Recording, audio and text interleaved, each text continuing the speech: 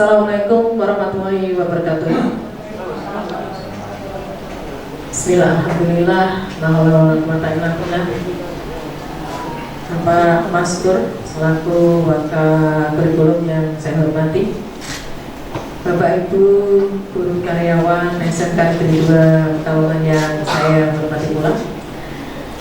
Puji syukur marilah kita panjatkan kehadiran Allah SWT yang telah melimpahkan segala rahmat-Nya pada kita semua, sehingga alhamdulillah sampai hari ini kita masih diberi kesehatan, keselamatan, dan tidak kurang suatu apapun. Pada hari ini kita akan melaksanakan sebetulnya ini desiminasi dari teman-teman kita CGP, calon guru penggerak, yang alhamdulillah di sekolah kita ini secapdim 13 itu terbanyak kedua. Tepuk tangan untuk teman-teman kita semua. Artinya sekolah kita memang termasuk sekolah yang unggul ya, jadi di segala bidang. Untuk itu saya ucapkan terima kasih kepada tim-tim teman-teman CGP. Insya Allah semuanya lulus, amin. Kalau saya melihat kiprah dari teman-teman yang tergabung dalam CGP ini luar biasa. Mereka kompak, guyup, kemudian ada permasalahan diselesaikan secara bersama-sama. Ini menjadi tantangan bagi teman-teman CGP, di mana teman-teman CGP ini nanti adalah sebagai pionir yang akan merubah, akan menjadikan sekolah kita ini semakin maju, amin, semakin berkembang sesuai dengan tuntutan zaman. Dan sekarang kita sudah memulai, karena sekolah kita ini dari 35 sekolah se-Indonesia kita termasuk di dalamnya, yaitu sekolah revolusi industri 4.0. Sekolah kita ini sudah basisnya sudah tidak lagi manual, basisnya sudah ke IT, TOT, AOT ya. Tadi sekolah kita ini sudah berbasis internet, baik pembelajarannya maupun semua yang ada di sekolah kita. Dan alhamdulillah memang sekolah kita sudah lama nih melaksanakan itu. Dan dengan adanya teknologi industri 4.0 ini, kita diharapkan semuanya, tidak yang muda, tidak yang tua, semuanya harus mengikuti. Dan ini kita sudah mempunyai piloting teman-teman dari CGP ini yang akan mengajak kita, kalau bahasanya Bu Murni tadi, membersamai kita. Luar biasa ya, ini tantangan untuk kita semua, tidak hanya yang CGP, karena sekolah kita ini salah satu ya, di samping kita juga sekolah pusat SMK Pusat Keunggulan, kita juga sebagai sekolah berbasis revolusi industri 4.0, yang artinya tanggung jawab kita itu lebih besar porsinya dibanding dengan sekolah lain, karena kita bertugas tidak hanya untuk sekolah kita, tapi juga mendampingi sekolah-sekolah lain, khususnya di Kota Pekalongan, untuk ikut maju bersama-sama kita, terutama mewujudkan kurikulum merdeka ini. Okay. Kita sudah punya sistem, sudah punya SDM yang sudah insya Allah ya, sudah menguasai, bukan menguasai ya Pak ya, apa ya istilahnya, sudah bisa lah ya. Kalau menguasai nanti dikiranya sombong. Bisa melaksanakan itu dengan baik ya. Teman-teman ini luar biasa, mohon selain CGP, kami juga mohon dukungan dari semua teman-teman. Ini salah satunya kegiatan ini. Ini adalah dukungan dari Bapak Ibu kepada teman-teman kita CGP. Dengan Bapak Ibu hadir mengikuti kegiatan yang inisiasi oleh teman-teman CGP kita. Ini terkait dengan budaya positif, dan ini sudah mulai kita terapkan di sekolah kita, di mana sekolah kita ini adalah sekolah ramah anak. Maka kita wajib menerapkan budaya positif. Jadi sekarang ini sudah tidak boleh lagi ada sanksi. Bunyi sanksi itu tidak boleh, tapi adanya budaya positif, disiplin positif, terus jadi semuanya mengarah ke positif, kegiatan-kegiatan positif. Jadi apapun yang kita lakukan dengan berpikir positif, insya Allah semuanya akan baik. Tidak ada yang merasa dilukai. Ini dasar dari SRA, humanisme. Yang kemarin-kemarin kita sebagai guru mungkin ngejarnya itu materi sehingga kita kadang lupa, kita ngoyak-ngoyak anak, lupa akhirnya kita yang penting materi ku rampung. Nah ini sekarang ini sudah tidak seperti itu lagi, semuanya harus dengan hati, harus dengan humanisme, kasih sayang, keikhlasan. Pendidikan, pembelajaran yang kita terapkan dengan prinsip humanisme seperti yang disampaikan oleh Ki Hajar Dewantoro, memanusiakan manusia. Prinsipnya niku nggih. Jadi meskipun prinsipnya tujuan dari kita semua itu baik, tapi kalau dengan dibungkus, dikemas dengan budaya positif, insya Allah nanti hasilnya akan lebih baik. Meskipun yang sekarang sudah jalan itu sudah bagus, sudah baik. Nah, tapi dengan budaya positif, dengan kemasan budaya positif, nanti insya Allah semuanya akan lebih baik, hasilnya akan lebih baik. Itu saja Bapak Ibu yang bisa kami sampaikan pada teman-teman CGP. Selamat berjuang, semangat untuk mengikuti apa yang menjadi tanggung jawab Bapak Ibu semua, karena ini menjadi tanggung jawab kita, apalagi yang sudah masuk di CGP ini. Monggo bersama-sama satu rasa, jadi sing kira-kira kangelan minta bantuan dengan teman yang lain, saling membantu, saling asah, asih dan asuh. Itu dari saya. Kegiatan sosialisasi penerapan budaya positif di SMK Negeri 2 Pekalongan. Bersama-sama mari kita buka dengan membaca basmalah. Bismillahirrahmanirrahim. Semoga dengan kegiatan ini nanti manfaat insya Allah akan kita dapatkan. Amin.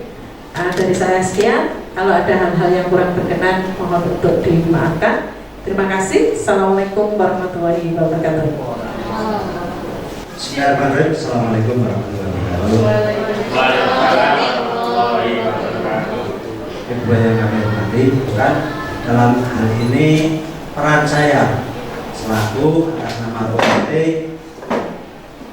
untuk memberikan motivasi pada ibu sekalian, di mana di dalam era pendidikan sekarang ini kita juga harus mau tidak mau, suka tidak suka, kita harus mengikuti aturan yang ada, di mana sekarang menggunakan kurikulum merdeka, katanya merdeka yang tanda kutip merdeka sih kepiye merdeka kon sinau apa merdeka ora sinau. Nah ini disinilah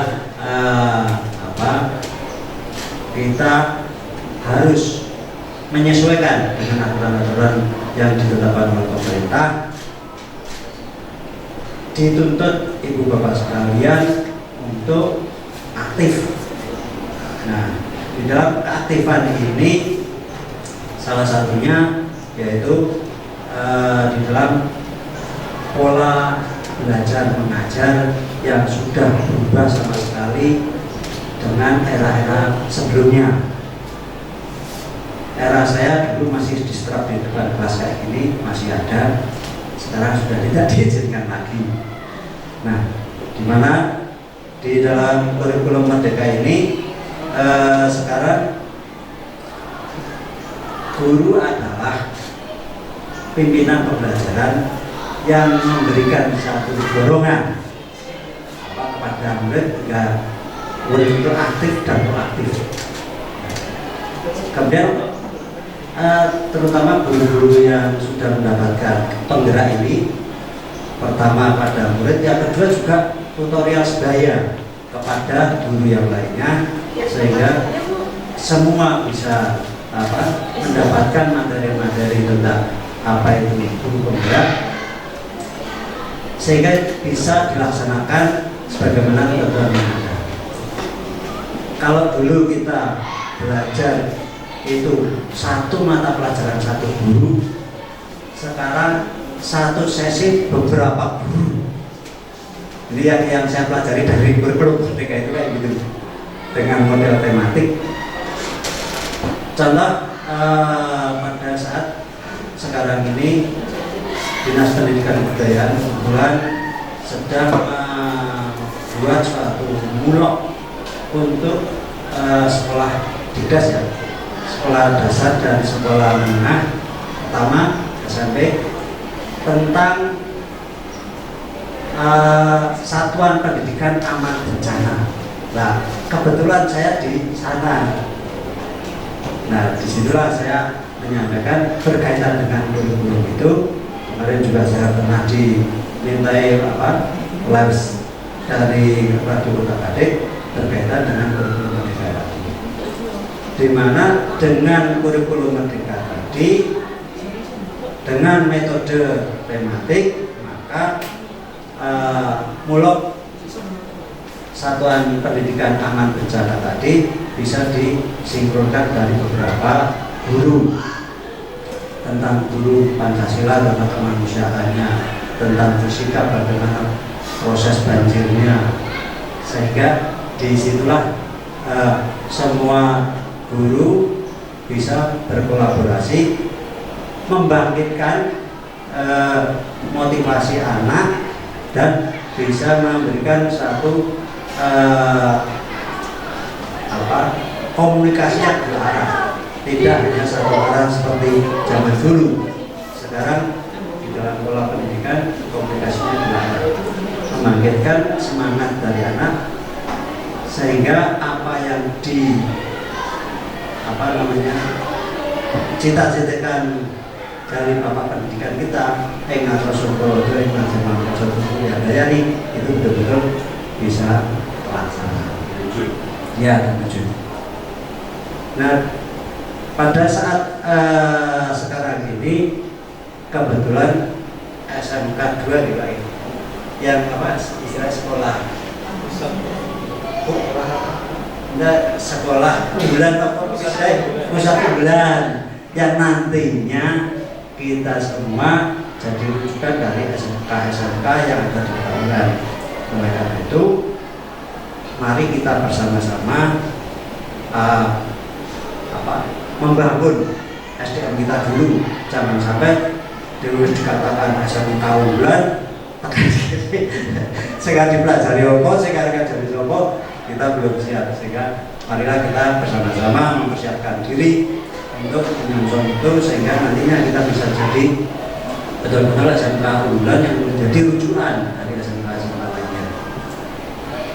Dari capacity building tadi tahap demi tahap telah dilalui, dan mungkin ini tahap yang ke berapa ini Pak? Sudah bergulir berulang kali kan, sehingga ini yang kesekian kalinya pembelajaran tentang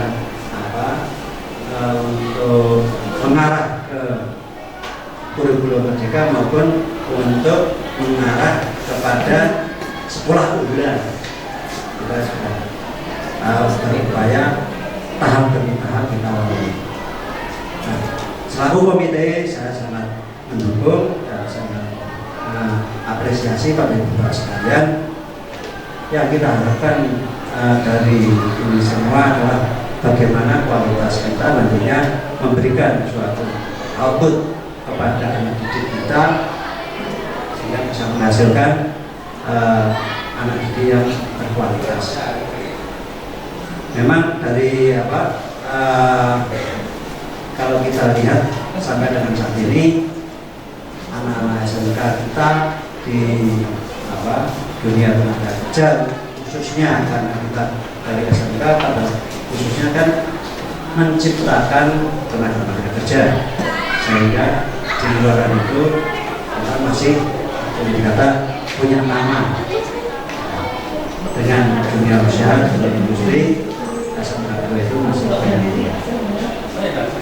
Kemudian juga kita perlu tingkatkan dan kita siapkan semua siswa-siswa kita bisa melanjutkan sekolahnya. Karena yang kadang-kala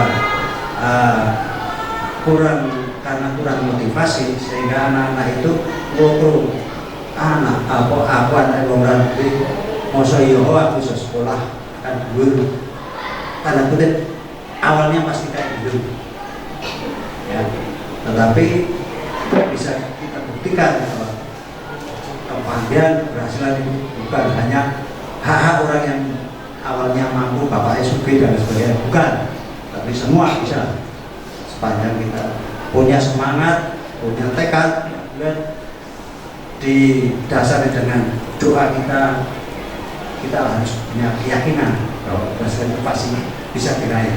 Ya, gitu. Nah, banyak sekali yang pernah saya kemukakan pada siswa-siswa di mana saya pernah mengisi acara itu, ya seperti itu. Tidak akan jauh-jauh, dan saya bukan berarti saya menyombongkan diri saya. Saya adalah anak seorang penjaga malam kantor Kadisdenan. Bapak saya adalah penjaga malam kantor Kadisdenan Pekalongan yang sekarang jadi kantor DPD. Awalnya di situ, kemudian karena Kadisdenan bubar pindah ke kabupaten dan terakhir di Dinas Peternakan. Awalnya juga saya tidak mungkin saya bisa kuliah karena saya 5 bersaudara, saya tertua,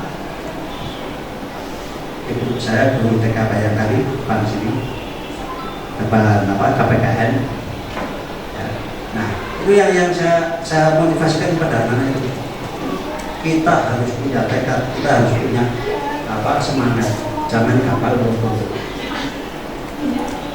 Semangat saya pun saya breakdownkan pada adik-adik saya, dan alhamdulillah juga meski nasibnya berbeda-beda tentang hasil itu kan bukan masalah pendidikannya, tapi kan prosesnya, pendidikan yang kita carikan prosesnya. Nah, adik-adik saya juga semua berpendidikan di perguruan tinggi. Itu kayak itu. Bagaimana caranya? Ya caranya harus kerja dulu tentunya. Saya kuliah juga kerja dulu. Nah, itulah yang kita berikan motivasi macam itu. Karena kalau tanpa motivasi kayak gitu, sampai dengan saat ini banyak anak-anak kita yang belum apa-apa sudah nyerah duluan. Saya tidak mungkin Pak melanjutkan, saya tidak punya uang, saya tidak mampu. Padahal dia kalau semangat, dia bisa kerja, dia bisa kuliah, bisa melanjutkan. Dan ada beberapa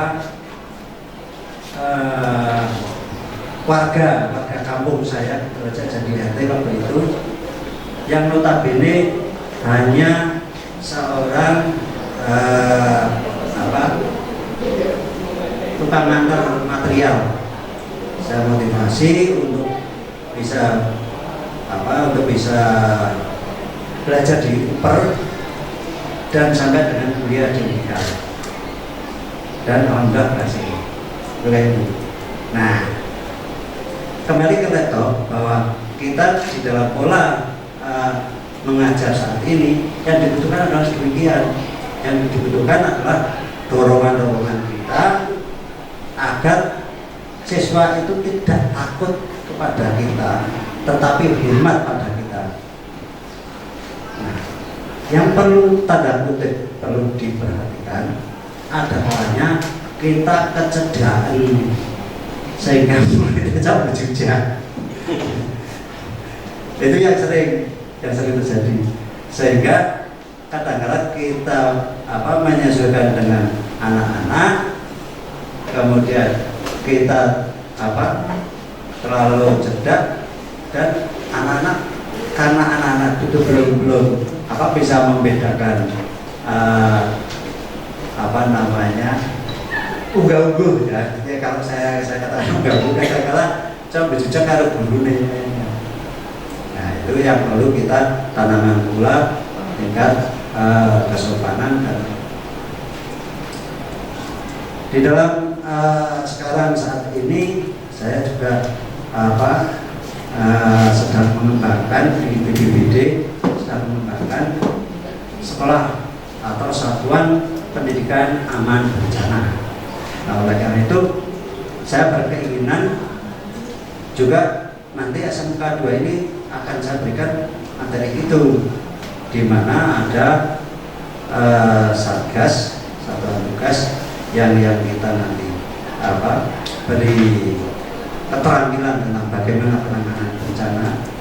Nah, itu nanti yang akan juga menambah nilai dari akreditasi dari sekolah itu. Karena di kota-kota lain, kabupaten lain itu sudah banyak. Di Kota Pekalongan belum. Nah, saya kemarin baru membuat untuk pertama adalah tingkat kelurahan. Jadi ada 19 kelurahan yang rentan terdampak bencana, itu yang kami utamakan. Setelah itu program saya adalah untuk mengembangkan sekolah aman bencana tadi. Nantinya tentu akan kita beri modul-modulnya sehingga bisa kita pelajari bersama-sama sehingga bisa menghasilkan apa yang kita harapkan.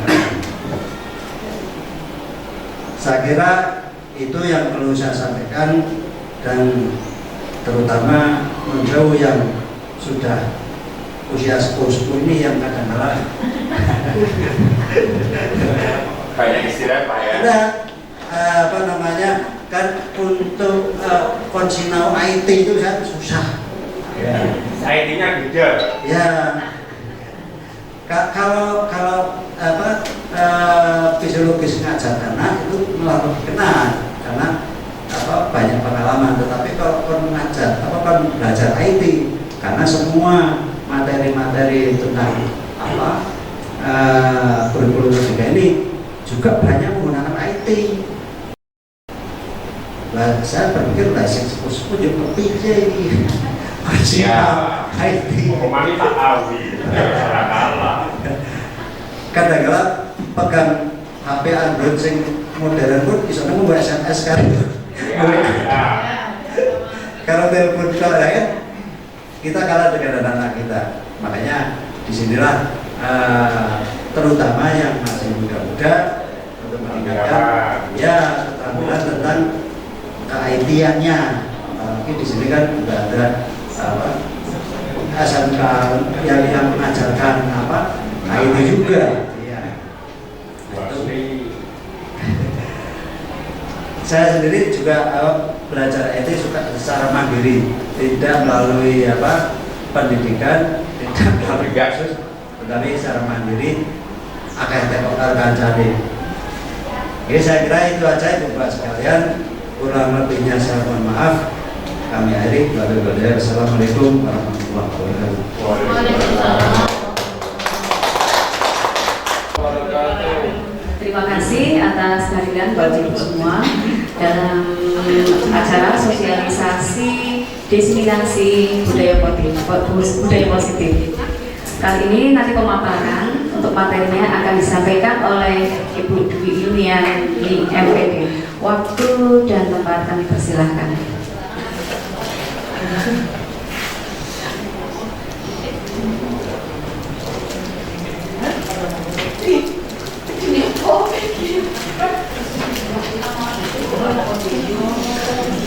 Terima kasih Gus untuk mempersilahkan saya dengarkan. Padahal tadi jadi moderator lancar-lancar aja ya. Oke, assalamualaikum warahmatullahi wabarakatuh. Selamat siang para bapak ibu orang penting. Iya, kita semua orang ya. Kalau misalnya saya bilang selamat siang, maka dijawabnya selamat pagi. Biar semangatnya pagi. Kalau saya bilang selamat siang, maka bapak ibu jawabnya selamat malam. Aduh, kita cek sound dulu ya. Selamat siang. Selamat pagi. Oke. Kalau bilang siapa kita? Saya. Kalau saya tanya siapa kita? Kita orang hebat. Gitu ya. Sambil tepuk ke dada kita masing-masing. Jangan dada orang lain. Dada kita. Siapa kita? Kita orang hebat. Oke, saya ulangi. Semangat pagi. Selamat pagi. Saya yang ngantuk. Selamat siang. Selamat pagi. Siapa kita? Kita orang hebat. Nah, Bapak Ibu semua, hari ini izinkanlah saya, perkenankanlah saya untuk mensosialisasikan sekaligus mendiseminasikan penerapan budaya positif yang telah saya lakukan. Oke. Dan ini masih ada kaitannya dengan aksi nyata menuju 1.4 tentang budaya positif. Apa sih budaya positif? Dan di dalam budaya positif itu ternyata banyak sekali ya. Ada paradigma belajar, motivasi perilaku manusia, kebutuhan dasar, kemudian posisi kontrol, dan keyakinan kelas. Dan yang terakhir ada segitiga restitusi. Oke, ini dia disiplin positif dan nilai universal. Tapi sebelum itu, saya ada beberapa pertanyaan nih. Saya bertanya, Bapak Ibu yang menjawab ya. Iya dong. Apakah guru mampu mengontrol siswa? Harus. Coba. Apakah guru mampu mengontrol siswa? Jawabannya adalah Harus. mampu. Ada yang harus. Oke, cek. Apakah guru mampu memaksakan kehendak? Tidak. Oke. Apakah kritik dapat menguatkan karakter siswa? Oke. Ini ada yang tidak, ada yang enggak ya. Coba kita cek. Kalau misalkan dia angkat tangan. Kalau yang enggak diam aja. Apakah kritik dapat menguatkan karakter siswa? Yang setuju angkat tangan nih. Yang diam, yang kalau yang enggak setuju diam aja. Gitu ya. Apakah kritik dapat menguatkan karakter siswa? Yang setuju angkat tangan? Bisa jadi. Pertanyaannya bisa banyak. Bisa jadi. Menarik ya. Oke, selanjutnya, apakah membuat merasa bersalah dapat menguatkan karakter siswa? Tidak. Tapi saya sok-sokan meneliti. Oke. Apakah kritik dapat menguatkan karakter siswa? Sama atau? Oh, sama.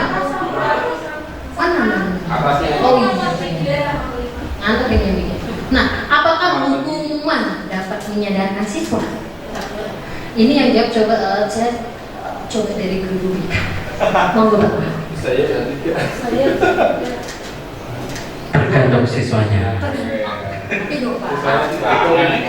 Yang gimana yang bisa menyadarkan dan mana yang enggak? Kalau hukumannya positif kan itu bisa menyadarkan siswa. Contoh, siswa telat, kita memberikan hukuman positif yang bersifat misalkan kebersihan, misalkan siraman rohani. Nah, begitu. Oke. Terima kasih Pak. Tepuk tangan dulu dong jawabannya.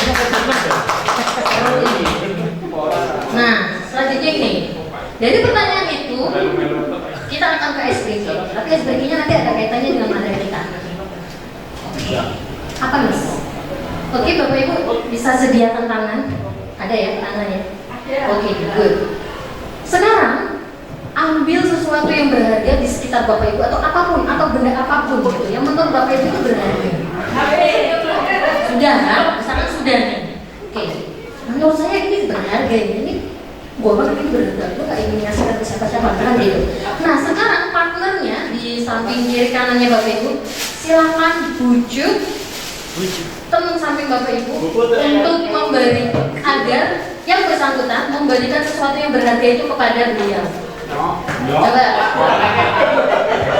Sebentar, tapi akan instruksinya. Tapi yang masih memegang ini ingat ya, ini adalah sesuatu yang berharga yang tidak diberikan kepada siapapun. Oke, coba. Nah di sini yang paling dekat Bu Evi coba rayu Bu Rina agar memberikan sesuatu yang berharganya. Monggo. Terserah. Mau merayu, mengajak, bagaimanapun caranya, yang penting Bu Rina mau mengasihkan HP-nya. Bu Rina ini. Orang kok lembut sih. Kalau sih lembutan. Angkat dulu ya. Bu Rina. Rumahnya cuma ya? Lewat kira desa kan?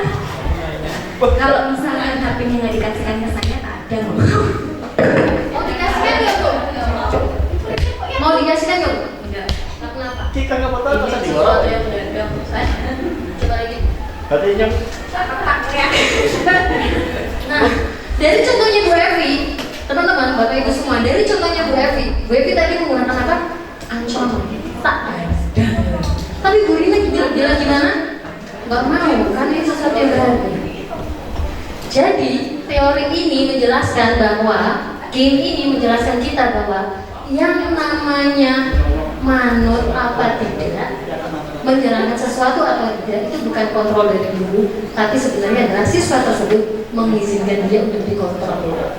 Inilah yang namanya perubahan paradigma. Begitu. Namanya perubahan paradigma. Jadi kalau misalkan guru merasa aku mampu loh mengontrol siswa, aku bisa loh mengkondisikan siswa, no, that's the wrong paradigm. Itu adalah paradigma yang salah. Kenapa? Karena di paradigma, perubahan paradigma ini, seorang guru disadarkan bahwa anak manut itu bukan karena guru yang bisa mengontrol, tapi karena dia mau dikontrol. Siswa yang membiarkan kita mengontrol guru.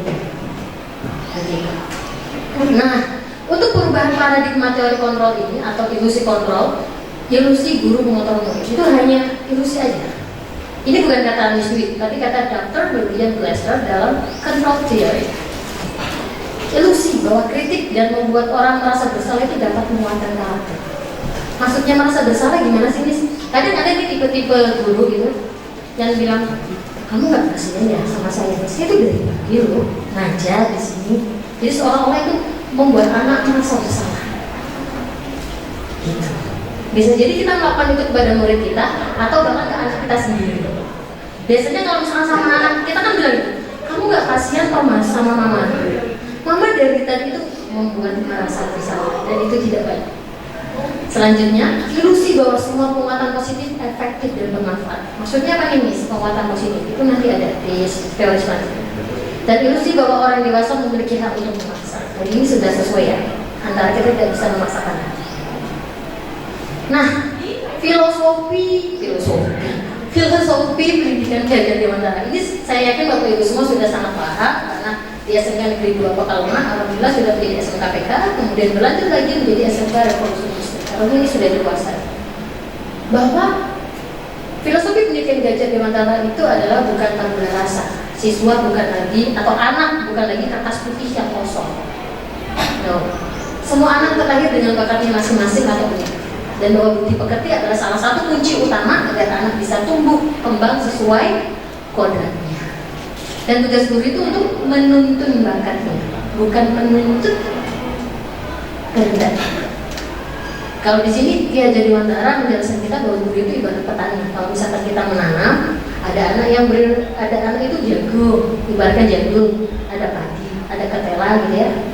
Ya ketika itu kita menanam jagung, ya kita nggak mungkin berharap dia akan tumbuh jadi padi gitu, atau jadi ketela. Kalau misalkan kita bayangkan kita berada di hutan kayak gitu kan, andaikan seorang ikan, masa ikan seorang, andaikan seekor ikan, ada monyet, ada apalagi ada burung, macam-macam gitu kan di hutan. Kemudian saya jadi gurunya, indikator keberhasilannya adalah bisa berenang. Saya yakin seekor monyet pasti akan merasa bodoh seumur hidupnya, kan indikator suksesnya adalah berenang. Padahal monyet tidak bisa berenang. Ini kayak gitu Bapak Ibu. Nah, kalau untuk kodrat alam dan kodrat zaman ini ada kaitannya dengan anak zaman now sama anak zaman old itu berbeda. Kalau zaman dulu nggak boleh pegang HP, sekarang malah disuruh pegang HP. Semuanya pakai HP. Dan itu nggak apa-apa. Nggak boleh mainan HP di kelas. Itu nggak boleh, itu mitos. Pasti semuanya mainan HP. Karena meskipun 3 atau 5 menit itu pasti mainan HP. Karena untuk menghilangkan kejenuhan pada anak itu kan. Dan yang terakhir adalah berpihak pada anak atau pada figur. Kayak gitu. Good. Perubahan paradigma, stimulus respon. Nih, bisakah kita mengontrol seseorang? Tadi kita sudah bahas ya, stimulus respon dan teori kontrol. Stimulus respon ini kita dulu ya, kita mencoba mengubah agar orang itu berpandangan sama dengan kita. Aku itu di bahasa Inggris, Indonesia bahasa Inggris, awas dulu. Studiosnya jadi kan bunyi tekan supaya apa? Itu sih sama. Bisa jadi itu anak terlihat sebagai Einstein. Maka saat dia jadi bahasa Inggris orang mudah-mudah. Nah, kira-kira kayak gitu ya Bapak. Ini saya hanya parodi aja ya. Kemudian perilaku buruk dilihat sebagai suatu kesalahan. Nah ini nih, misalkan nih tidak pakai sepatu kan? Jadi sepatunya kayak hitam. Mana nih betul di sana? Bukan. Ini ada kaitannya. Karena kita misalkan ada orang melakukan kesalahan itu bisa jadi dia punya alasan. Karena everything always happen reason. Semua itu ada alasan. Nanti ada kaitannya. Orang lain bisa mengontrol saya itu salah, yang benar adalah hanya Anda yang bisa mengontrol diri Anda. Seperti kata diri mau buka atau enggak itu tergantung dari saya bisa mengontrol orang lain. No, Anda tidak bisa mengontrol orang lain. Kemudian pemaksaan ada pada saat juga gagal. Jadi ketika Bu Evi gagal, tak ada Bu. Terus kemudian, oh pelitenannya awas gitu, keluarnya memaksa. Nah, model berpikir menang atau kalah, kalau itu stimulus respon. Kalau teori kontrol itu model berpikir menang atau yang namanya win-win solution. You enak, gue juga enak. Apa makna disiplin? Kata disiplin sering berkaitan dengan menaati aturan. Padahal itu sungguh berbeda karena belajar dengan disiplin tidak harus dengan memberi hukuman. Justru itu adalah salah satu alternatif terakhir dan kalau perlu tidak digunakan sama sekali. Disiplin dong. Apa sih makna disiplin? Menurut Ki Hajar Dewantara, disiplin itu adalah apa itu? Disiplin dimaksud adalah disiplin diri yang memiliki motivasi internal. Jika kita tidak memiliki motivasi internal, maka kita memerlukan pihak lain untuk mendisiplinkan kita. Itu sengaja saya buat ya Bapak Ibu. Sengaja saya buat karena motivasi internal itu tadi seperti yang kita sudah bahas ada di dalam diri kita. Kita mau apa enggak kayak itu.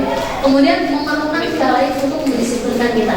Akan ada proses, loh benar bahwa berarti tak disiplinkan. Iya, tapi dengan cara apa? Cara yang seperti apa? Oke. Miss, mengapa tidak peraturan aja? Mengapa harus keyakinan kelas? Nah ternyata untuk membuat disiplin itu kita harus membuat keyakinan kelas Bapak Ibu. Keyakinan kelas bukan sebuah peraturan. Alasannya juga dilihat peraturan kelas itu hanya sebagian kecil dari yang namanya keyakinan kelas. Kalau keyakinan kelasnya sudah bagus, akan naik lingkungan positif dan akan tumbuh juga yang namanya budaya positif. Keyakinan kelas adalah nilai-nilai kebajikan atau prinsip-prinsip universal yang disepakati bersama secara universal lepas dari latar belakang, suku, negara, bahasa maupun agama. Nah ini saya kasih bold merah nih. Menurut dosen, suatu keyakinan akan lebih memotivasi seorang dari dalam. Jadi sesuatu yang mulainya dari dalam diri itu lebih kuat dan lebih awet. Ini teori motivasi perilaku manusia Bapak Ibu ada 3. Motivasi eksternal. Itu harusnya yang pertama adalah internal ya, salah ketik. Motivasi internal, eksternal, Motivasi internal, tujuan, disiplin, positif. Oke, kita cek yang pertama. Motivasi eksternal untuk menghindari ketidaknyamanan atau hukuman. Apa yang akan terjadi apabila saya tidak melakukannya? Oke, itu contohnya. Dan kemudian motivasi eksternal yang kedua, untuk mendapatkan imbalan dari orang lain atau institusi. Apa yang akan saya dapatkan apabila saya melakukannya? Dan ini yang tujuan kita, yaitu untuk menghargai diri sendiri menjadi insan sesuai harapan kita. Saya akan menjadi orang yang seperti apa apabila saya melakukannya. Contoh, ketika kita melakukan sesuatu hal nih, kalau tadi Pak Maskur, ini tadi yang sesi sebelumnya sama Bu Nini mencontohkan kepada kita, contohnya ketika Bapak Ibu datang ke sekolah sebelum jam 7, gitu ya, motivasinya apa kira-kira Bapak Ibu? Motivasinya apa kira-kira? Absen. Coba. Kalau Pak Dana motivasinya apa Pak Dana? Monggo Pak Dana. Sebelum jam 7 udah sampai sekolah, motivasinya apa Pak Dana? Bu Asli saya hadir Pak Asli ya. Dicatat. Siapa? Dicatat Pak. Ya, motivasi saya itu karena ada anak keluar SMP 14 jauh, jadi saya harus pagi. Terus biar nggak telat, jadi kami harus berangkat pagi, ngantar ke ujung selatan, baru ke ujung utara. Nah, salah satu saya yang kedua, yaitu absen. Nah, kita harus absen. Kalau nggak absen itu nanti merah, kalau enggak jadinya problem. Kalau nanti dipanggil ke negatif. Ya, harus prevensi. Ya, yang ketiga. Yang ketiga, Bu. Kalau saya kerja pagi, misalkan saya lebih siap buka lab dulu dengan tujuan, jadi kalau ada anak itu nggak usah nunggu. Tapi kalau itu sering kejadian juga karena anaknya lemot, karena OTW atau segala macam, jadi kita buat peraturan anak yang berfungsi. Jadi saya datang untuk siap. Terima kasih, tepuk tangan dulu dong buat Pak Dana.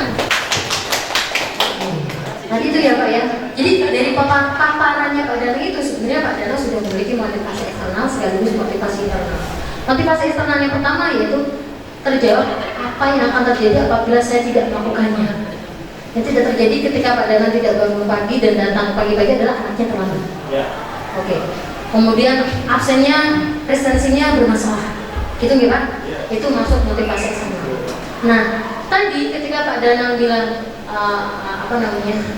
untuk menyiapkan anak-anak itu sebenarnya sudah mau masuk ke sini Pak. Sedikit aja tadi Pak.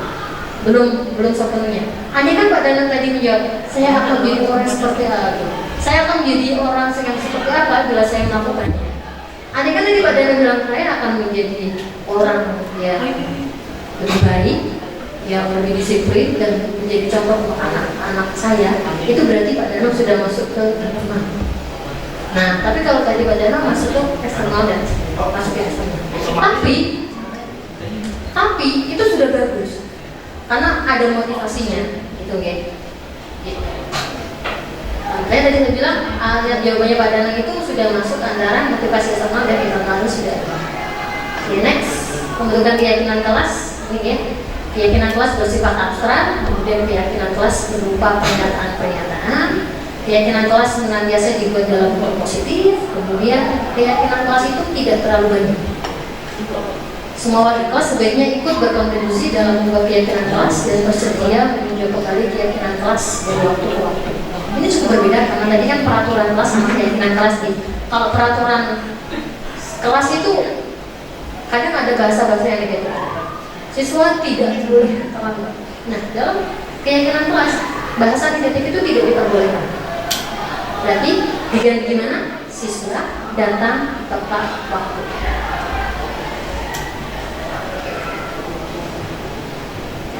Bagaimana pembentukan keyakinan kelas?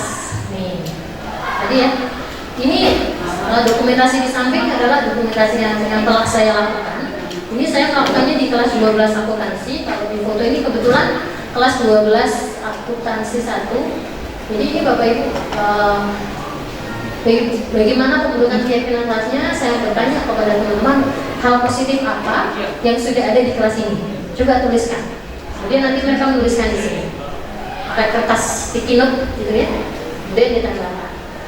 Pertanyaan berikutnya, hal negatif apa yang ingin dihilangkan? Dia nanti tanda lagi di sini. Nah, dari pernyataan-pernyataan siswa tersebut, nanti guru meringkas, membuat kesepakatan kelas yang bahasanya lebih sederhana. Kira-kira seperti itu.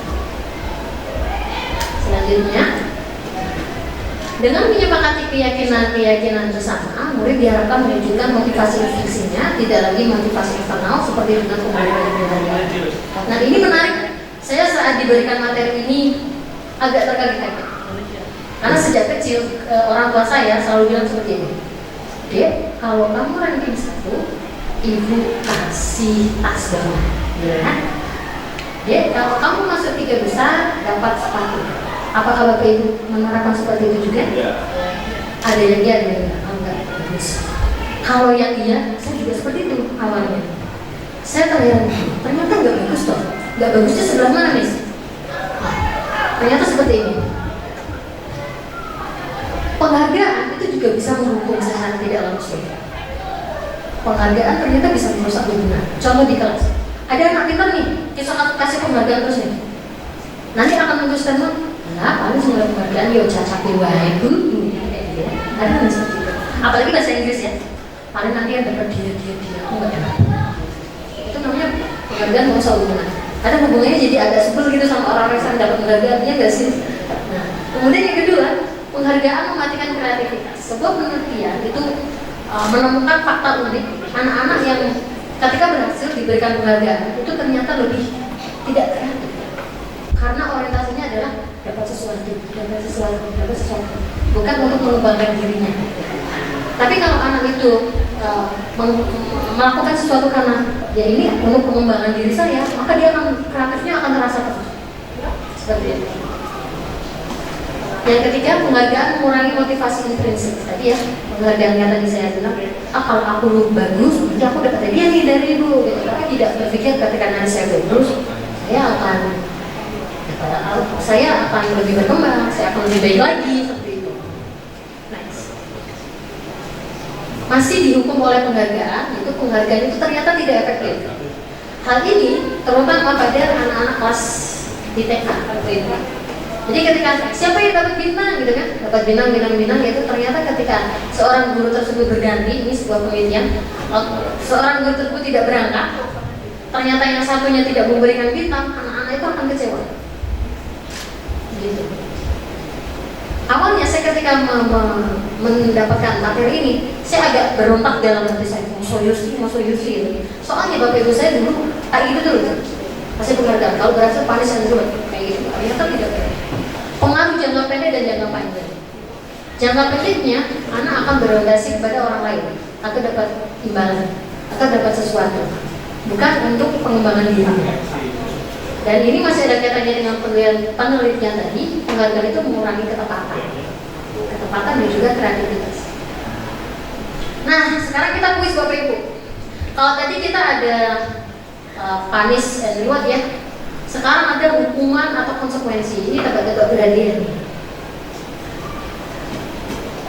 Mencatat 100 kali di dalam buku kalimat, saya tidak akan terlambat lagi karena terlambat ke sekolah. Menurut Bapak Ibu ini termasuk hukuman atau konsekuensi? Hukuman. Nah, semangat dong yang jawab Bu Rina sama Pak Dadan dulu nih. Lari mengelilingi lapangan basket 2 kali karena terlambat hadir di sekolah? Hukuman. Oke. Murid diminta untuk push up 15 kali karena tidak menggunakan masker ke sekolah. Hukuman. Oke. Menggantikan kertas tugas teman yang telah dicoret-coret? Konsekuensi. Oke. Membersihkan tumpahan air di meja tulis karena tersenggol pada sang belajar? Konsekuensi. Meminta murid tidak menggunakan sepatu seharian di sekolah karena tidak menggunakan sepatu hitam. Termasuk konsekuensi atau hukuman? Konsekuensi atau hukuman? Nah, menurut Bu Putri ini konsekuensi. Coba Bu Putri, kenapa? Monggo. Tadi gajah jawab. Iya, karena aturan sekolah itu kan memang sepatu hitam, misalkan ya, sepatu hitam. Sedangkan ada murid yang tidak memakai sepatu hitam, konsekuensinya harus dilepas dan seharian tidak memakai sepatu. Masuk angin itu biru. Itu menurut saya, nggak tahu. Tepuk tangan dulu dong, Mbak Putri.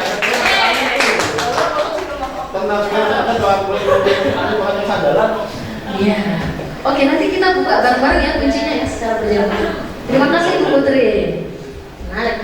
Nih, kemudian ada lagi lari mengelilingi lapangan basket 2 kali karena terlambat 10 menit untuk pelajaran PJOK. Konsekuensi atau hukuman?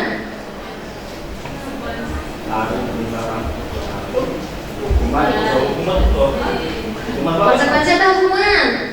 Kalau menurut Bu Vina, apa Bu? Biar langsing, Bu. Kenapa? Biar langsing. Karena dia sudah terlambat. Oke.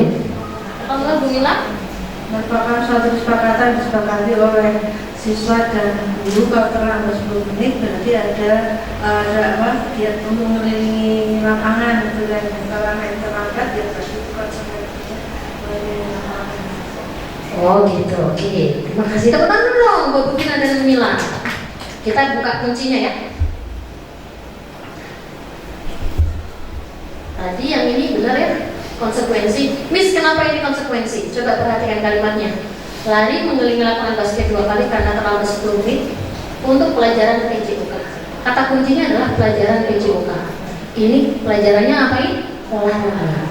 Hukumannya lari. Lari itu olahraga ya, jadi termasuk konsekuensi. Jadi nggak apa-apa kalau masih relate.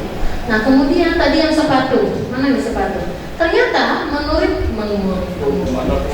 murid disuruh untuk mengenakan sepatu sehari di sekolah karena tidak mengenakan sepatu hitam, itu termasuk hukuman. Kenapa? Karena tidak relate, gitu. Tidak ada hubungannya. Relate itu hubungan. Harusnya gimana dong biar menjadi konsekuensi? Murid disuruh untuk mengenakan sepatu, konsekuensinya berarti apa? Orang tua ataupun saudara untuk mengantarkan sepatunya, konsekuensinya ya gitu. Jadi bukan untuk nggak pakai sepatu sehari di sekolah ya. Gitu.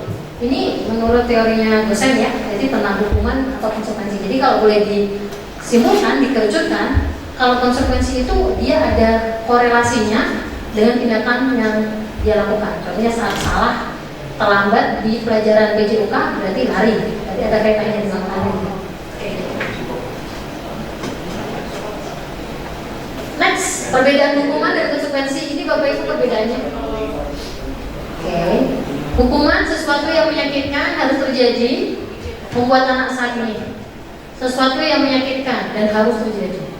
Konsekuensi sesuatu yang harus terjadi. Oke.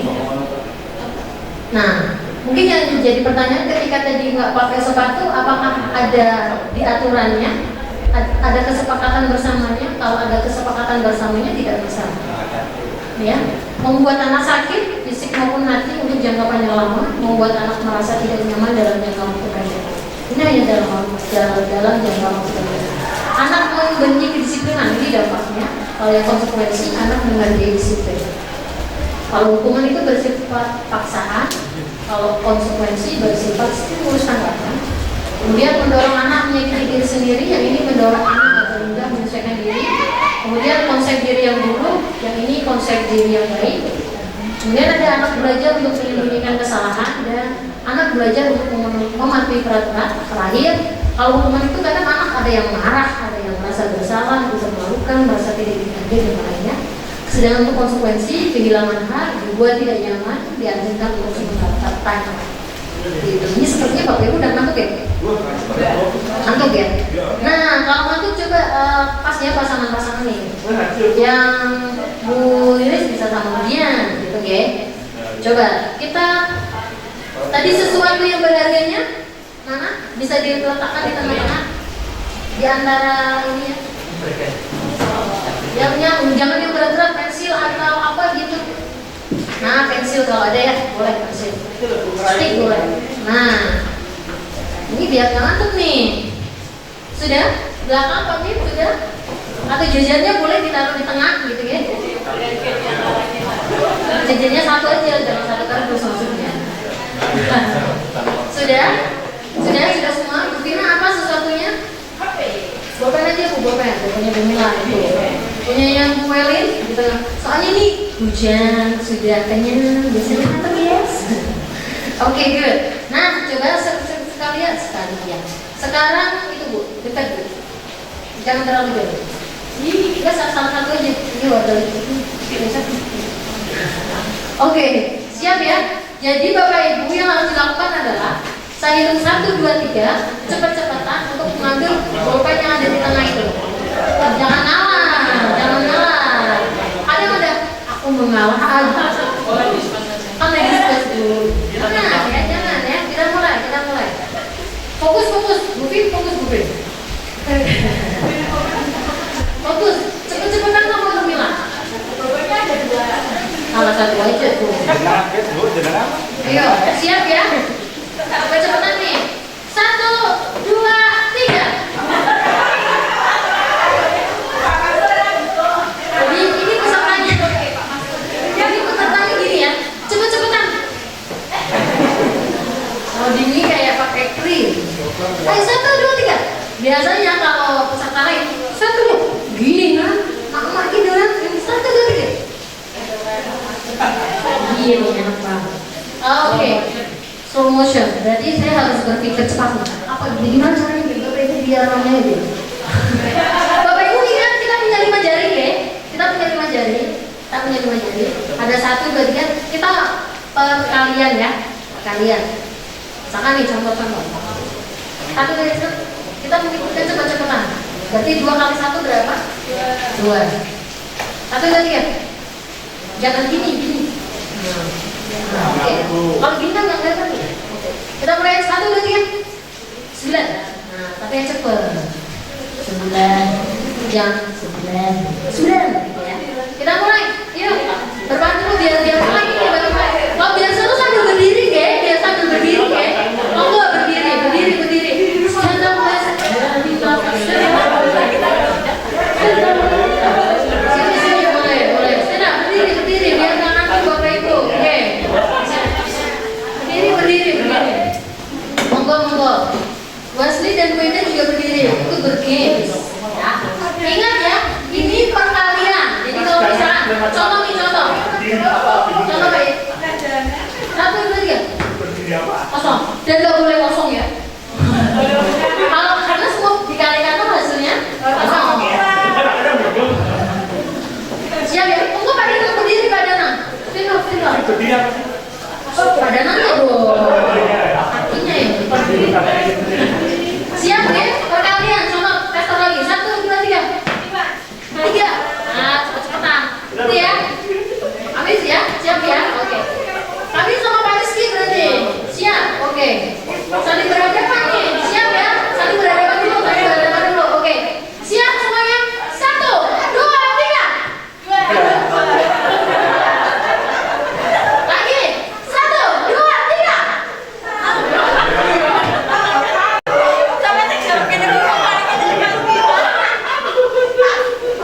Lagi dong. Fokus. 1, 2, 3.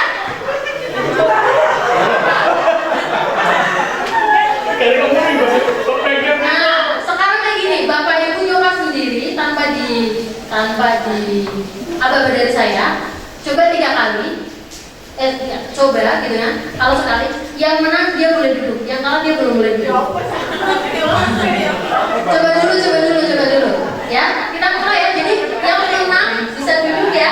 Oke, 1, 2, 3 silakan.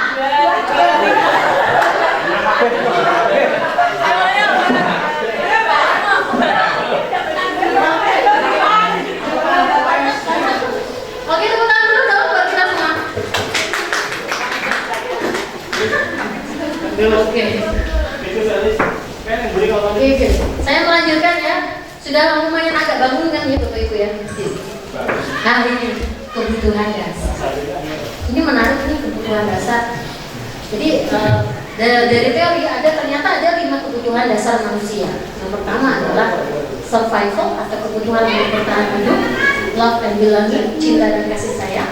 Kemudian ada freedom, kebebasan, dan fun, kesenangan. Dan yang kelima yaitu kekuasaan atau power. Jadi ketika saya di awal bilang everything always happen by reason, Semuanya itu ketika kita melakukan sesuatu pasti ada alasannya. Ternyata alasannya dari 5 kebutuhan dasar. Oke, kita masuk ke sini. 5 kebutuhan dasar manusia. Yang pertama yaitu bertahan hidup atau survival. Adalah kebutuhan yang bersifat fisiologis untuk bertahan hidup. Misalnya nih kesehatan, rumah, dan makanan. Dan juga kebutuhan biologis sebagai bagian dari proses reproduksi termasuk kebutuhan untuk tetap bertahan hidup. Yang kedua ada kasih sayang dan rasa diterima atau kebutuhan untuk diterima. Ini ada 3 psikologis ya. Kebutuhan untuk disayangi dan diterima meliputi kebutuhan akan hubungan dan koneksi sosial, kebutuhan untuk memberi dan menerima kasih sayang, dan kebutuhan untuk merasa menjadi bagian dari suatu kelompok. Kemudian ada penguasaan atau kebutuhan pengakuan atas kemampuan. Jadi kalau kebutuhan ini tuh berhubungan dengan kekuatan untuk mencapai sesuatu, Bapak Ibu, menjadi kompeten, menjadi terampil, diakui. Kata kuncinya adalah diakui atas prestasi. Ini termasuk penguasaan. Dan juga didengarkan dan memiliki rasa harga diri. Jadi ketika seseorang itu melakukan sesuatu agar dia dihargai, agar dia merasa dipuji, dia masuk ke penguasaan atau kebutuhan pengakuan atas kemampuan. Selanjutnya ada kebebasan atau kebutuhan akan pilihan. Jadi ketika kita berbicara tentang kebebasan, berarti kita berbicara akan kebutuhan akan kemandirian, otonomi, memiliki pilihan dan mampu mengendalikan arah hidup seseorang. Dan anak-anak dengan kebutuhan kebebasan yang tinggi menginginkan pilihan. Mereka perlu banyak bergerak, suka mencoba juga, tidak terlalu terpengaruh orang lain, dan senang mencoba hal baru yang menarik. Ini menarik menurut saya yang kebebasan ini, karena kita sebagai guru ataupun sebagai di lingkungan SMK 2 Pekalongan sering sekali itu bocah ngantukan, kok ngantukan kok? Arif dan bijaksana. Itu ini anak kenapa ini ngantuk? Diajar kok gak paham, pendiam-pendiamnya dia mengantuk dan dia berbohong. Ternyata bisa jadi mereka tidak terpenuhi kebutuhan dasarnya, yaitu kebutuhan dasar atas kebebasan. Anak itu gak bebas duduk, ini kayak bapak ibu ini gak bebas nih, karena kan duduk mendengarkan kan. Iya. Kebebasannya maka terampas. Iya. Yang harusnya bisa jukit-jukit ini akhirnya gak bisa. Yang bisa ngerumit akhirnya gak bisa kan.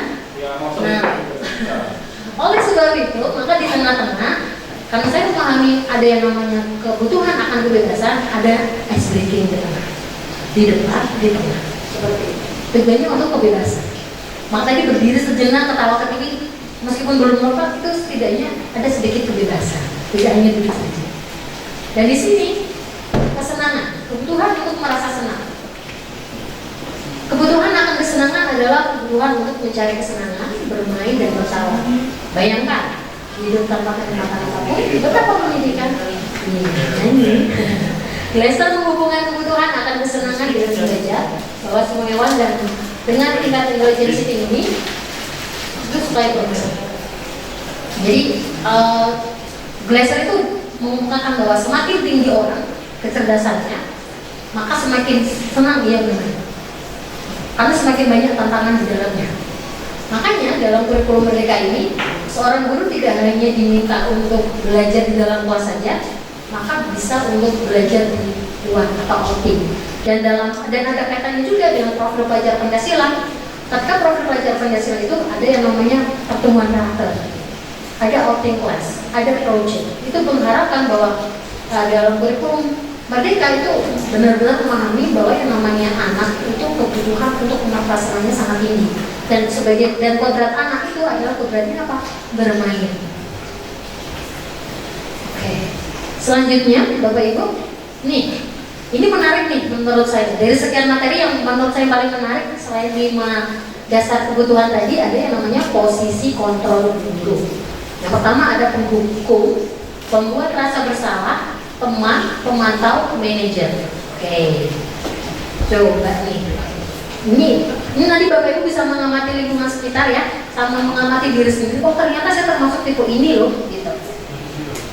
Ini ada kaitannya dengan posisi kontrol dulu. Yang pertama, tapi sebelum saya membukakan materinya, coba deh, menurut Budian, ya. Posisi kontrol penghukum itu yang seperti apa nih?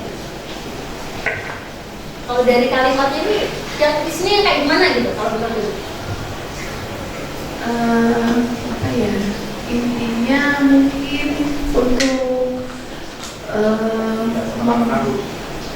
untuk mengontrol anak juga, siswa, supaya dia itu tetap bisa menghargai seorang guru. Menurut saya gitu sih. Oke, terima kasih Bu Dian. Tepuk tangan dulu dong buat Bu Dian. Saya lari ke Pak Mim. Menurut Pak Mim, pembuat rasa bersalah itu yang seperti apa? Seperti yang dicontohkan Miss Dwi tadi ya, yang contoh misalkan kamu itu enggak kasihan ya sama saya mengajar sudah seharian sampai dan sebagainya. Good. Thank you Pak Mim. Tepuk tangan dulu dong buat Pak Mim. Oke, good. Selanjutnya teman. Kalau menurut Bu Elin, yang kayak gimana? Ya, terima kasih. Kalau menurut saya, jika seorang guru itu berposisi sebagai teman, berarti memperlakukan siswa itu layaknya teman. Biasanya kalau teman itu saling membantu kesusahan temannya. Kemudian jika ada kesalahan, kan kalau teman yang baik harus memperingatkan. Tapi kadang teman itu sesuai dengan pengalaman saya itu, biasanya teman itu kadang-kadang berkongsi, bukan hanya dalam hal baik, kadang-kadang membujuk kowe dikerjakan tugasnya kowe jelasin yuk, kayak gitu. Kadang kayak gitu teman. Iya. Kadang ibu tak ini dulu ya, tak workshop dulu ini sebentar 1 jam. Kamu jangan kemana-mana ya, dikerjakan tugasnya. Itu mungkin. Oke, terima kasih Bu Elin. Tangan dulu dong Bapak Ibu. Nah, ini ada pemantau dan manajer. Pemantau siapa nih? Saya lari ke Bu Evi, pemantau. Menurut Bu Evi ya? Hanya memperhatikan sendiri.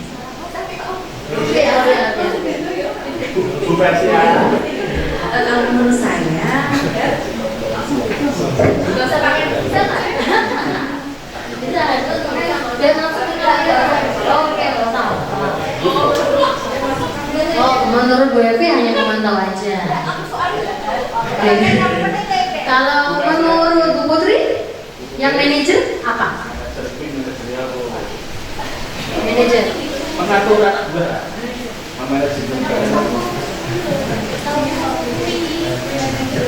Apa? Kalau menurut Bu Putri, kan ini belum dikasih. Yes. Menurut saya posisi guru sebagai manajer itu contohnya itu guru bisa mengatur ya, terus atau intinya bisa mengatur siswa. Mengatur siswa. Terima kasih Bu Putri, tepuk tangan dulu dong. Siap. Nih, kita bukakan kuncinya. Nih, kalau penghukum itu adalah seorang penghukum bisa menggunakan hukuman fisik maupun verbal. Dan dia menjalankan posisinya penghukum senantiasa mengatakan bahwa sekolah memerlukan sistem atau alat yang dapat lebih menekan murid-murid belajar dalam baik. Biasanya kalimat-kalimat yang itu adalah patuhi aturan sekolah atau apa saya. Kamu selalu salah saja. Telat menit. Misalkan, kalau untuk pembuat merasa bersalah, tadi saya sempat spoil di depan ya. Ini biasanya kalau yang ini agak sambil melotot, sambil marah-marah gak jelas ya, oke. Kalau yang membuat merasa bersalah ini, dia akan menggunakan kata-kata yang keluar dengan kalimat lembut seperti ibu sangat kecewa. Gitu. Atau misalkan ini Thomas, saya itu kurang apa? Gitu. Bukan orang bagian sekolah ya, konteksnya sekolah. Terus misalkan nih, gimana coba? Kalau orang tua kamu tahu, kalau misalkan orang tua kamu tahu, bapak ibumu sedih apa enggak? Itu termasuk membuat merasa bersalah. Dampaknya gimana, manut enggak? Ya manut, tapi hanya sebentar. Lanjutnya, posisi teman. Nih, kalau ini temannya, ayolah bantulah ini bapak ya. Ya ini ya, minta tolong ya. Kita Itu kayak teman gitu, kayak bestie. Nah, di sini posisi teman pada guru bisa negatif ataupun positif. Ini lebih bagus dari penghukum, lebih bagus dari merasa bersalah. Di atasnya ada posisi sebagai teman. Tapi posisi teman ini Bapak Ibu masih bisa negatif ataupun positif. Kenapa? Positif di sini berupa hubungan baik yang terjalin antara guru dan murid. Namun negatifnya biasanya hubungan baik dan hubungan murid. Biasanya hal negatifnya adalah kadang kita bisa disepelekan. Kadang anak-anak itu kalau udah merasa dekat, ada tenang baik gitu. Nah, itu yang harus sadari. Nah, ini pemantau. Lebih di atasnya dari teman ada yang namanya posisi pemantau. Posisi pemantau berdasarkan pada peraturan terang dan konsekuensi. Biasanya mantau, kamu udah berapa kali nih bikin kesalahan, coba ingat, dia hanya cek, oh dia 2 kali nih, dia bikin kesalahan lagi nih. Kalimat yang muncul biasanya peraturannya apa? Tentang tepat waktu. Oke, kamu lakuinnya ini telat apa enggak? Sanksi atau konsekuensinya apa? Ini termasuk pemantau. Dia hanya bertanya, kamu aturannya kayak gini, kamu seperti ini, konsekuensinya gimana? Itu pemantau.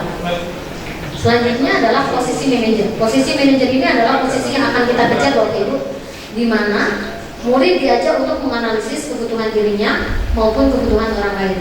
Di sini penekanan bukan pada kemampuan membuat konsekuensi, tidak ya, kayak yang tadi memantau, tapi namun dapat berkolaborasi dengan murid bagaimana memperbaiki kesalahannya. Maka kalimatnya akan berubah. Apakah kamu meyakininya? Jika kamu meyakininya, apakah kamu bersedia memperbaikinya? Jika kamu memperbaiki ini, hal ini menunjukkan apa dengan dirinya? Kalau belum konkret lagi, fungsi manajer ini akan dijelaskan lebih dalam segitiga restitusi. Ini kecil-kecil ya. Ini nanti bisa dipelajari, Bapak Ibu nanti bisa lihat saya share. Nah, akan dipelajari di sini segitiga restitusi. Segitiga restitusi ini merupakan proses dialog yang dijalankan oleh guru atau orang tua agar dapat menghasilkan murid yang mandiri dan bertanggung jawab. Nah, ini Bapak Ibu bagiannya. Tadi fungsi manajer yang kita kejar ya, dan caranya adalah dengan segitiga restitusi. Yang pertama adalah ini, validasi tindakan yang salah. Misalkan nih, ada anak yang telat, nggak tanya, kok telat lagi tuh? Ngapain aja kamu? Gitu sambil melotot-lotot, no. Tapi pakai nada yang tenang dan bilang, kamu tentu punya alasan ya mengapa melakukan itu. Tapi kan kadang kita udah emosi dulu ya. Nah itu yang harus kita kontrol. Belum sarapan, telat lagi gitu. Nah ini yang harus kita kontrol bersama-sama Bapak Ibu. Kemudian menstabilkan identitas. Jadi untuk sebelum kita menstabilkan identitas, kita diminta untuk validasi tindakan yang salah nih. Setelah tadi ditanya alasannya apa, terus adakah cara yang lebih efektif untuk mendapatkan apa yang kamu butuhkan? Ditanya, kira-kira butuhnya apa ya? Kira kayak gitu benar atau salah? Salah Miss. Nah yang benar yang kayak gimana? Ditanya gitu. Setelah kita tahu validasi tindakan yang salah, kemudian kita lari menstabilkan identitas. Ini habis itu kita tenangkan dulu. Setiap orang pasti pernah melakukan kesalahan ya. Dan saya yakin kamu bukan satu-satunya yang pernah melakukan ini. Nah, kayak gitu. Di apa namanya? Dalam proses menstabilkan identitas ini agar anak tidak merasa bersalah, agar anak tidak menyalahkan dirinya sendiri. Bahwa kita sadarkan dengan setiap orang pernah melakukan kesalahan. Namun, Bapak Ibu yang harus kita lakukan lagi adalah menanyakan keyakinan. Nilai-nilai apa yang telah kita sepakati dan kamu ingin menjadi orang seperti apa? Kedepannya kayak gimana? Jadi solusinya itu hadir dari siswa itu sendiri, bukan dari kita. Ini segitiga restitusi. Dan ini contoh kalimatnya ya, menstabilkan identitas. Buat salah itu adalah hal yang manusiawi. Kita pasti bisa misalnya bermasalah dan sebagainya. Ini contoh aja sih. Validasi tindakan yang salahnya bisa menggunakan ini. Kamu pasti punya alasan mengapa melakukannya. Ini ya. Itu. Maukah kamu belajar cara lain untuk mendapatkan yang kamu butuhkan tanpa harus mendukung? Misalkan ini ada yang pukul-pukulan gitu ya. Ini contoh-contoh aja. Menanyakan keyakinan ini sangat penting dalam segitiga restitusi karena tujuannya adalah ketika kesalahannya sudah divalidasi, kemudian distabilkan identitasnya, maka yang terakhir adalah menanyakan keyakinan ini. Nilai-nilai universal apa yang telah kita sepakati? Seperti tadi di awal ada yang namanya kesepakatan kelas. Terus apa yang kamu rasakan ketika kamu lakukan itu, kamu jadi orang seperti apa? Ini contoh-contoh aja Bapak Ibu. Dan praktik segitiga restitusi sudah saya laksanakan kemarin dengan kelas 12 akuntansi 3. Ini contoh dokumentasinya. Ini kasusnya di sini adalah saya mendengar anak tersebut, kasus di sini konteksnya adalah saya mendengar anak tersebut marah kepada temannya gara-gara dia dijahili sama temannya. Dia anak tersebut berkata kasar, padahal dia terkenal sopan dan kalem kayak gitu. Nah, dengan praktek segitiga restitusi ternyata itu jauh lebih efektif. Seperti itu. Contoh saja Bapak Ibu ini, kalau yang ini saat gurunya workshop seperti kita kayak ini, mereka jajan di kantin. Nah, ini contoh saja. Thank you, terima kasih. Akhir kalam udah terima ya. Wassalamualaikum warahmatullahi wabarakatuh. Waktu sebelumnya saya kembalikan ke moderator. Terima kasih untuk Ibu Dwi ini nilai sangat luar biasa ya atas pemaparannya. Tadi sudah dipaparkan untuk materinya terkait dengan budaya positif, sangat jelas sekali bagaimana cara untuk kita sebagai guru mengimplementasikan penerapan budaya positif itu di kepada peserta didik atau murid. Oke, untuk menyingkat waktu, untuk sesi yang selanjutnya adalah pertanyaan. Silakan Bapak Ibu kan mau untuk memberikan tanggapan ataupun pertanyaan atau apa. Monggo.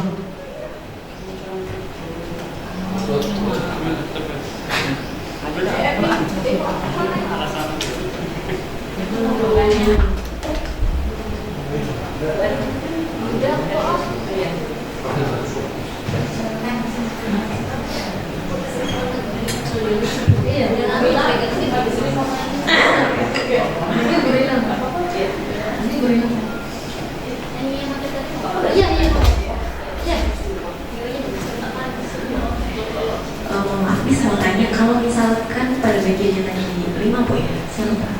Yang terakhir itu kan manajer. Ya. Kalau guru berperan atau diposisikan sebagai manajer itu, apakah harus ada semua dari penghukum sampai dan yang lainnya itu? Maksudnya meliputi semua hal atau hanya dia itu sebagai manajer?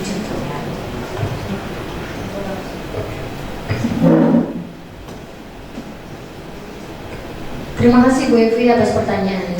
Jadi ketika guru itu bertindak sebagai manajer, yang di sini ya, maka beliau guru tersebut yang hanya di sisi manajernya aja. Ini yang kita kejar Bapak Ibu. Jadi ketika kita sebagai manajer, maka guru berbuatnya apa? Mengajukan pertanyaan-pertanyaan. Manajer itu sukanya bertanya aja, gitu ya. Kemudian guru akan berkata seperti ini, apa yang kita yakini? Apa yang bisa kamu kerjakan untuk memperbaiki masalah tersebut? Hasilnya apa? Menguatkan pribadi Anda. Kaitan dengan dunia berkualitasnya seperti apa? Murid meletakkan dirinya sebagai individu yang positif dalam dunia berkualitas. Dan murid pun akan berkata bagaimana caranya saya bisa memperbaiki keadaan tersebut, Bu atau Pak. Dampak pada muridnya adalah mengevaluasi diri, bagaimana cara memperbaiki diri. Jadi bagian ini adalah ketika kita berfungsi sebagai manajer, maka yang kita lakukan seperti ini dan dampaknya seperti ini. Ketika penghukum maka seperti ini di sini. Dan penghukum dan membuat merasa bersalah ini termasuk pada identitas gagal atau kontrol dari luar. Teman itu sudah lebih bagus daripada yang ini, tapi ini ternyata juga masih kontrol dari luar. Identitas berhasil atau sukses, tapi ini sudah mulai dari berhasil atau sukses, meskipun kontrolnya masih dari luar. Seperti itu. Nah, kalau sedangkan yang manajer ini kontrolnya dari diri sendiri dan identitasnya berhasil. Coba kita lihat yang pertama ini identitasnya gagal. Yang sisi ini teman, pemantau, manajer ini sudah berhasil.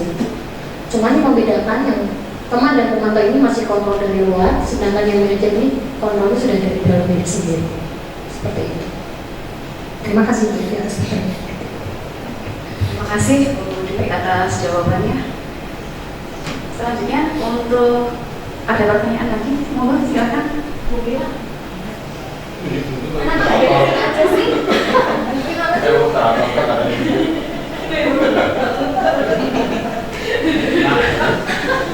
Dan saya istilahnya apa ya?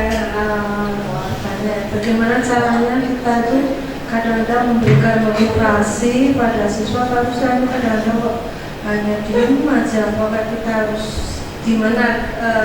Letak kita itu di mana ya? Apakah kita itu sebagai teman mengajaknya atau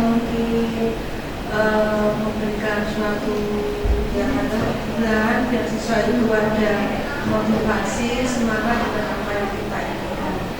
Kadang-kadang seperti itulah yang kadang-kadang kita hadapi, kok ini disuruh ini kok susah bisa aja kok nggak bisa gitu kan ya. Padahal saya juga di sini tidak kenapa sih tidak ya. Tapi kadang-kadang kok ya seperti itu tinggal sekali. Terima kasih Bu Mila atas pertanyaan. Terima kasih Bu Mila atas pertanyaannya, bagus sekali ya pertanyaannya. Jadi ini yang sering kita lakukan di kelas Bapak Ibu. Kadang kita merasa anak-anak itu ngapain sih diam gitu ya. Nah kembali lagi ke teorinya Ki Hajar Dewantara bahwa setiap anak itu unik. Setiap anak itu unik. Ini kita sekolahnya ke bawah. Setiap anak itu unik. Sehingga sebagai guru indikatornya juga harus banyak, tidak boleh hanya satu. Oke, saya mau ke sini dulu. Nih, ya. Dalam proses pembentukan keyakinan kelas ini, di sini saya menggunakan tadi saya menjelaskan ada dua nih, hal positif apa yang ingin dilakukan atau ditingkatkan dan hal negatif apa yang ingin dihilangkan. Kemudian di sini ada 4 Bapak Ibu, ada biru, pink, ini nggak jelas ya di sini, hijau sama kuning. Kemudian yang saya lakukan selanjutnya adalah saya meminta anak-anak untuk melakukan hal sama kepada saya. Hal positif apa yang sudah Miss Dwi punya dan ingin tetap bertahan atau ditingkatkan, silakan bisa ditulis. Dan hal negatif apa yang ingin kalian hilangkan. Maksudnya hal negatif dari Miss Dwi apa, atau yang nggak disukai apa itu dari Miss Dwi yang ingin teman-teman hilangkan. Itu teman-teman juga menulis, siswa juga menulis. Dari situ saya jadi tahu nih, oh ternyata siswa itu nggak suka ya kalau misalkan saya menggunakan, ketika saya jarang menggunakan listening. Karena untuk UAS kemarin ada tes listeningnya, karena kan kolaborasi dengan listening kan.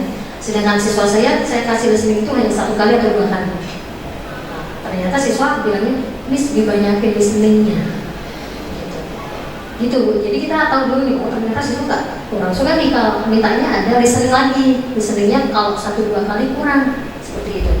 Terus hal positifnya ternyata kemarin itu hal positifnya Miss Dwi kalau ngajar enak, kayak teman sendiri, jarang marah-marah dan tidak memaksakan benda. Kalau siswa ada buktinya, ada bukti fisiknya, bisa dicek gitu. Tapi dampak negatifnya, hal negatif yang ingin anak kelas, khususnya kelas 12 ya, kelas 12 akuntansi ingin dihilangkan adalah satu, requestnya mereka adalah perbanyak listening, satu. Yang kedua adalah jangan sering tidak masuk, karena kemarin saya PPG 6 bulan, jadi saya sering izin. Satu, kedua itu. Yang ketiga adalah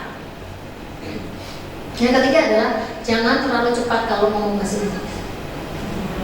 Menurut saya ngomong nggak cepat, tapi ternyata menurut siswa itu cepat. Gitu. Oke. Dan itu ya Bapak Ibu. Jadi yang harus dilakukan adalah saya memposisikannya seperti apa dulu. Nah sebelum memposisikan seperti apa, tahu dulu nih medannya. Si anak itu sukanya apa? Sukanya K-pop atau dangdut? Kalau anak, contoh Bapak Ibu, ketika saya ngajar kelas 10 di kelas 10 PPLG, itu anaknya mayoritas laki-laki nih. Kalau saya bicara tentang BTS, Blackpink, NCT, mereka orang paham. Nggak paham, karena itu boyband Korea. Tapi ketika saya bilang tentang sepak bola, mereka ngertinya cepat.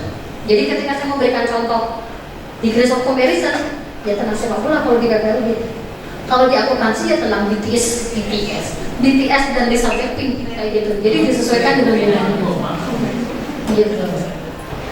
Ini contoh saja sih, tentunya saya masih banyak kekurangannya, masih banyak salahnya. Dalam proses ini tentu saya masih banyak kurangnya, masih banyak yang harus dipelajari, bukan karena saya lebih baik lebih apa enggak, karena ini memang semata-mata karena tugas yang harus saya sampaikan kepada Bapak Ibu dan harus dijelaskan. Mungkin itu dari saya, sekali lagi mohon maaf, Assalamualaikum warahmatullahi wabarakatuh.